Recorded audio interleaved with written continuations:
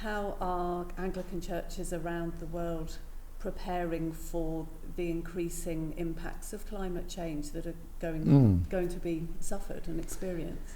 It's a really good question. If I was to give you a full answer, we'd be here till midnight. There is a global study and work and organisation led by the Archbishop of Southern Africa, Thabo Makgoba, and in England by the Bishop of Salisbury, Bishop Nick Holtham, which is about understanding the issues, understanding how it affects the poorest, and through the Anglican Alliance seeking to mitigate effects and help them.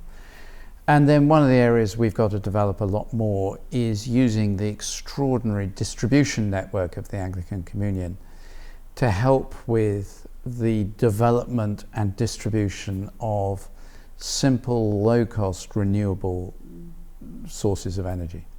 One of the themes that runs through the whole of Saying Yes to Life and comes out particularly in chapter 6 is our interconnectedness as humans, as people, with the wider natural world, and particularly in chapter 6 with other created beings. I say towards the beginning of the chapter that we have been created to be in communion with other beings, and where we don't have that, then we are the poorer for it. Is that something that you can relate to personally? Obviously. I can't begin to get my mind round the idea of a human being as a sort of self-standing entity, independent, autonomous from their context, their environmental, their context, as well as other contexts. I suppose it's just possible to imagine, but what you're effectively saying is that we could live in an unpainted concrete room and would find deep inner satisfaction from goodness knows what, each other's company. You only have to go out, even in the great urban areas, in different weathers, and to recognise our connected, not just our vulnerability to climate, but even more so our joy and celebration of the climate of the world that God has given us, the blue sky, the clouds, the birds, the freshness of an evening after a hot day, the stillness of a night, or the stars, whatever it happens to be. We are human much more so because we are interconnected. Our humanity is profoundly diminished without that interconnection. Yeah. And also our mental health, by the way. Yes, absolutely. And are there, as you talk about that, are there particular places or particular experiences for you that come to mind that you have drawn on? Yes, I mean, it's places like the White Cliffs down above Dover. Yeah. Whether on a foggy day when you can't see anything, or on a beautiful day when you can see the coast of France in the distance. That sense of human activity, the business of ships going up and down the channel, combined with that sense of just extraordinary beauty of the sea and the cliffs and the downs.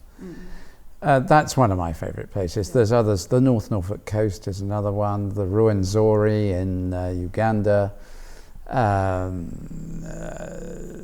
Lake Edward in North Kivu. I mean, I go on and on and on. I mean, just amazing. Lovely. And sometimes what you said about maybe we could live in a concrete box. Box with no recourse to the wider natural world. I wonder if sometimes we read our Bibles like that, and in the sense that one of the things I've appreciated so much through writing Saying Yes to Life is the fresh discovery of how much all the different aspects, light, water, land, trees, other creatures. The Bible is just full of them, and particularly other creatures. We are accompanied by other creatures all the way through the Bible, and they play an integral part of the redemption story. And yet we tend to read the Bible as if it's only about people. Is that something you struggle with, or how can we broaden our Well, it's very reading easy. of the Bible? You're right. We can create a sort of box around us when reading the scriptures, rather than sitting back, pausing, as you would when eating something absolutely delicious. You don't just bolt it. You pause and let yourself think about it as you read the scripture. You look at the world around you, you look at those with you, you reflect inwardly on the natural world, and you see what Jesus is saying. Or you're reading the Gospels and he's talking about the sower, and you picture in your mind the fruitfulness of the ground and what he's talking, the rocky ground, and so on. The Bible, there are so many reasons that the scriptures, that the Bible is so special. One of the most wonderful ones is it engages us with the natural world so intensely. It's as though God were saying, pay attention not only to what I'm saying, to what I'm doing around you, to the lavishness of the creation, the extraordinary, ridiculous, absurd extravagance of what God has made, and allow yourself to let the joy of that fill your heart. Chapter 6, exploring the creation of living beings and living creatures and humans, obviously spends a lot of time looking at what it means to be made in the image of God. Could you share with us your understanding of that phrase and what it means to you? To be in the image of God. Yeah.